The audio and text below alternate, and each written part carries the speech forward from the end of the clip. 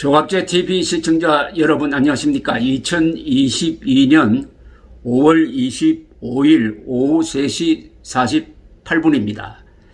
이제 6월 1일 지방선거를 앞두고 사전투표가 이번 주에 있습니다. 오는 금요일 5월 27일, 오는 토요일 28일, 27일, 28일 사전투표가 있고 6월 1일 본투표가 있습니다. 그런데 이번 지방선거에서 국민의힘이 압승을 할 것이라는 분위기는 조성되어 있습니다.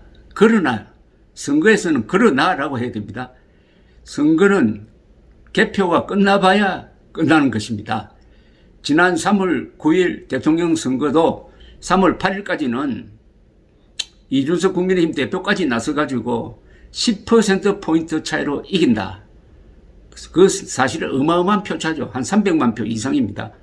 라고 호언장담을 했는데 막상 3월 9일 출구조사가 딱 열리니까 아마 국민의힘이 경악을 했을 겁니다. 지옥의 문턱까지 갔다가 돌아온 셈이었습니다. 결과적으로 0.73%포인트 24만여 표 차이로 겨우 이겼습니다. 그렇다면 이번 6월 1일 지방선거도 국민의힘은 아주 겸손하게 저자세로 나가야 합니다.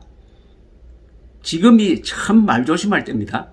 그런데 국민의힘 최고위원인 동아일보 기자 출신이죠. 조수진 의원은 이렇게 아주 낙관적인 전망을 내어놓았습니다. 이재명 덕분에 호남을 뺀 14개 단체장을 석권하고 국회의원 보궐선거 7곳에서도 전부 다 이길 가능성이 있다. 너무나 화끈한 전망입니다. 호남 뺀 14개 단체장. 호남 뺀이라고 하면은 전라남도 지사, 전북지사, 그리고 광주시장을 뺀 전국의 14개 지사 그리고 시장 선거에서 이긴다. 이런 이야기 아니겠습니까? 참고로 2018년에 민주당이 삭스리 했을 때는 민주당이 그때 14군데에서 이겼고 2군데에서 대구시장, 경북지사만 당시에 자유한국당이 이겼고 제주도는 무소속이었습니다. 그때의 거꾸로 재판이 된다. 이런 이야기입니다.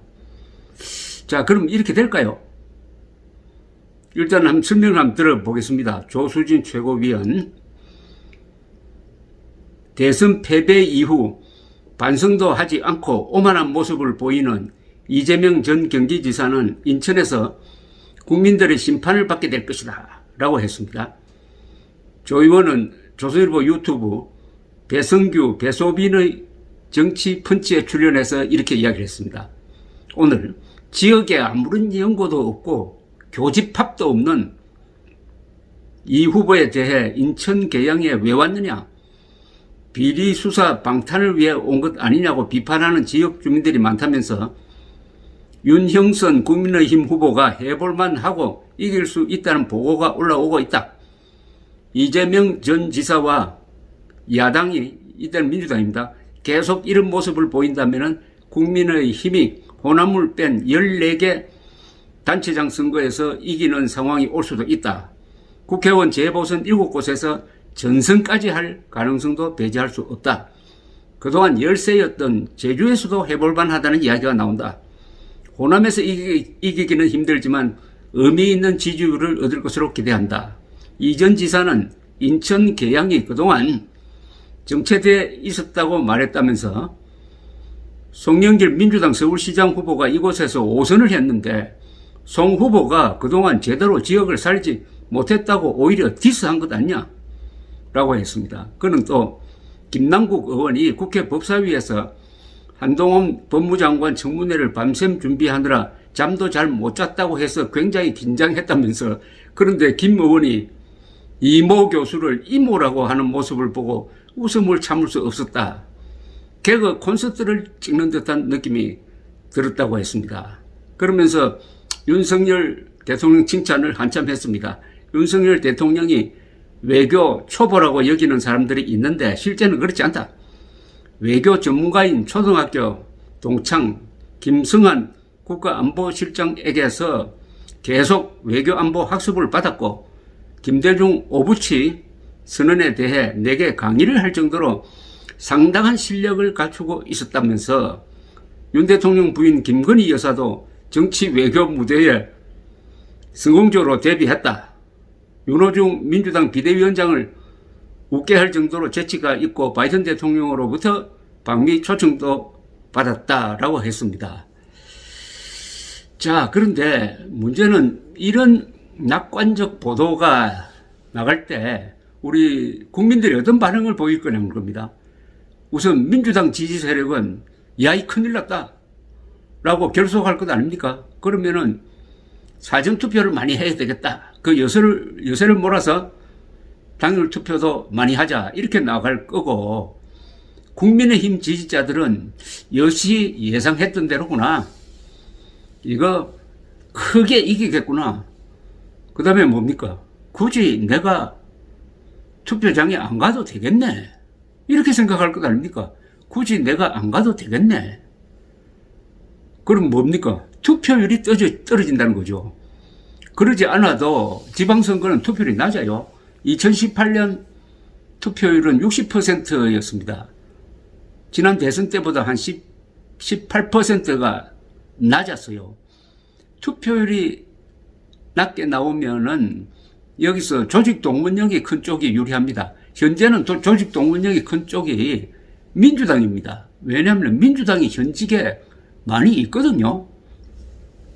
그런데다가 조수진 최고위원까지 나서가지고 17군데 중에서 14군데는 자신 있다. 보궐선거 7곳 다 석권할 수가 있다. 이렇게 이야기를 하면은 굳이 내가 6월 1일 또는 27일, 28일 나갈 필요가 있겠느냐. 그날 골프 치러 가자. 날씨도 좋을 테니까. 이렇게 생각하는 사람들이 많지 않을까요? 그럼 그 결과가 어디에서 반영이 되느냐. 지금 접전지역입니다. 대표적 접전지역이 경기도 지사 선거고 인천 계양을 선거입니다. 인천 계양을에서는 이재명 대 윤형선, 경기도 지사는 김은혜 대 김동연, 아주 박빙을 보여주고 있습니다. 여기서는 아무래도 민주당 쪽이 결속할 것이고 국민의힘 지지층은 좀 느슨해질 것이다. 한 몇십 표 차이, 몇백 표 차이로 결판 날 수 있는 초접전 지역에서는 오늘 조수진 최고위원의 이 말이 아마 국민의힘 후보에게는 좋지 않는 결과를 만들지 않을까 하는 생각이 드는데, 국민의힘이 이럴 때 실수를 합니다. 절대 유리하다는 이야기를 하면 안 되죠. 이겨도 지고 있다고 해야 되죠. 비명을 질러야 되죠. 선거는 원래 그렇게 하는 것 아닙니까? 앞으로 며칠 동안 무슨 일이 있을지 모르는데 어떻게 이렇게 장밋빛 이야기를 꺼냅니까? 지난 3월 9일 혼난 거 생각 안 합니까? 지금 국민의힘은 뭘 해야 되느냐?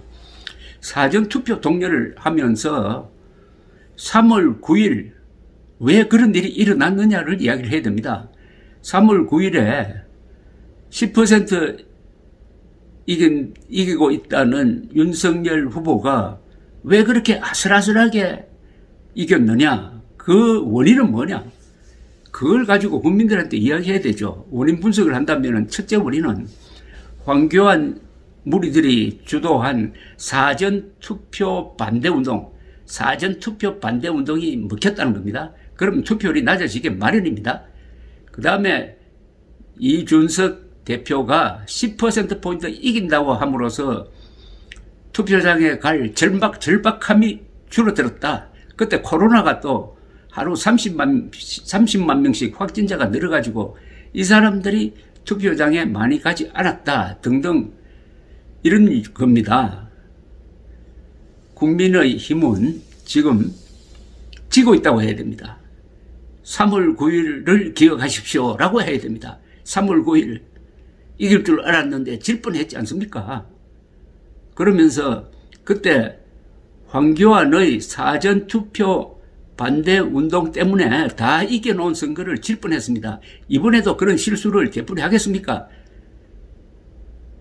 윤석열 믿고 국민의힘 믿고 그리고 황교안에 속지 말고 사전투표 많이 합시다. 사전투표에서 이겨야 선거는 이기는 겁니다. 이렇게 부르짖어야 되는데 조수진 최고위원 말을 듣고 있으면은 이제 다 이긴 것 같습니다.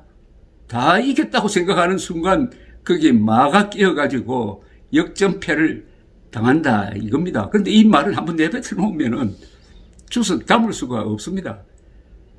감사합니다.